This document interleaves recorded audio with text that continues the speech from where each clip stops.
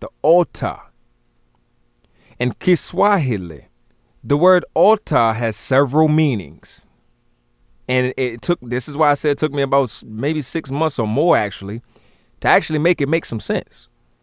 But the word ota means to dream, to grow vegetation, and to make marks on the body. I'll connect it all for you, don't worry. Now in isiZulu, the word ota, O-T-H-A, it means to warm oneself in the sun or by fire. Now that word ota, of course, has the consonants TH. And there's another word, to, and it is spelled T-H-O, and it means thing. Bear with me. We're going to work it all out. In the Chibemba, the word onta, O-N-T-A, means to warm oneself. So as we're seeing here, the isiZulu and Chibemba, they pretty much have the same types of, dialect, except for the Chibemba uses the N, and it's more nasal. But it's the same thing. And then in the Dogon language, the word tolo, it means star. And then in the Yoruba language, which is the kicker, in the Yoruba language, the word ota means atom. So, what are we saying here? Cosmologically, because there are two specific points that I'm trying to make here. Again, we knew who our flesh and blood were, but we also have always had mythological concepts and cosmological teachings. So what is being said here about this word, paota, as you call pata? Well, the overall concept of paota, again, P-A-O-T-A, bear with me, is that all life, both vegetation and flesh, animate or inanimate, is made of atoms. The smallest, most complete component that, quote unquote, engraves and fashions all things in creation. This is why I said pata, properly paota, is called the creator of all things, because the atom creates all things. This is why paota, as I said, the creator of all things, and to the Dogon calls the smallest star potolo, the smallest star. Some people think they only mean what you now know as the Sirius B or whatever it is. They think that that's just potolo, but we have to understand why they say that that is potolo. All right, we'll get into that. Now, the Yoruba refer to this paota as Obatala, which means the Lord of Visions. What the heck does that mean? And how does the Lord of Visions work in with the rest of what I was just saying? Well, if we think about it, that word Obatala, the Lord of Visions, it actually ties in with the Kiswahili term ota, which means the dream or to dream. Think about it. Because when you dream, you're having visions, and they have to come from somewhere. See, they have to come from what creates something out of nothing that you cannot see. Understand? Now, what is collectively being said is that the atom, ota, as we call it, cannot be seen, yet it exists in the darkness as the smallest star, potolo. And it creates all things, be it made of flesh, vegetation, be it animate or inanimate, all from the word ota. Now he, the great one, the great engraver and master architect, notice architect, all things are built from atoms. the great master architect and engraver fashions the bodies of both man and woman out of clay. See, in the mythology of the Yoruba, Obatala created man and woman out of clay. Well, what sense does this make? If you think about it in the African-centered consciousness, then you overstand completely in right knowledge and clarity. Because what it's saying is, as they stole it in the Bible, of course you notice, the Bible, what this is saying that it's showing that the same thing that makes inanimate clay is also what makes and engraves and marks the body of us as animated Ba-Congo Beto. Do you understand how deep and beautiful that is? And of course, we know that the same thing that makes clay and makes us are atoms or ota. Now, what is within us, what creates us, that marks and shapes us, our living bodies, is also what makes us warm, as if basking in the heat of the sun. The ota or onta of the isiZulu and Chibemba, respectively. Because as long as you have that life, you have that warmth, that is a further indication of us calling ourselves Afarakatu. See, the word Afaraka does not necessarily mean the land. It represents the connection of the people. And later it was called the land, such as Africa in North Kukongo, the original Libyans or whatnot. So anyway, let's continue. Now, therefore, his great name should be pronounced, as I said, Paota.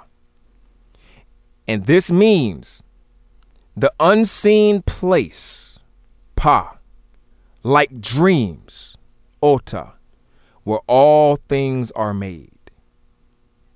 And that is the Kiswahili definition and pronunciation. But I will also offer others that also would be relevant. If we look at the isiZulu, the pronunciation and concept could be Pato, P-A-T-H-O, Pato. And that means the reality of all things. Same concept. And of course, as I said, the Yoruba language, we have Obatala, the creator of all things made to be seen. Because the atom, Ota, cannot be seen, but it makes all things that are seen. Do you understand? This is why white is the symbolic color of Obatala, and white is also the symbolic color of Paota. Do you understand? You see him dressed, wrapped around in white.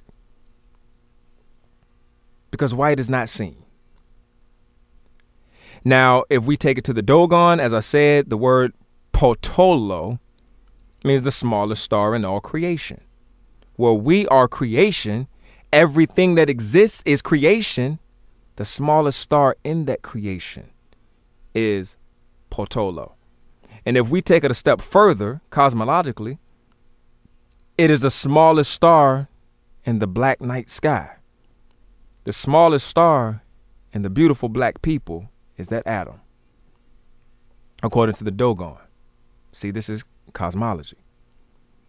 But I will throw another one in there, according to the great Yoruba. And this would be Poota. Or put it together, we have Pota.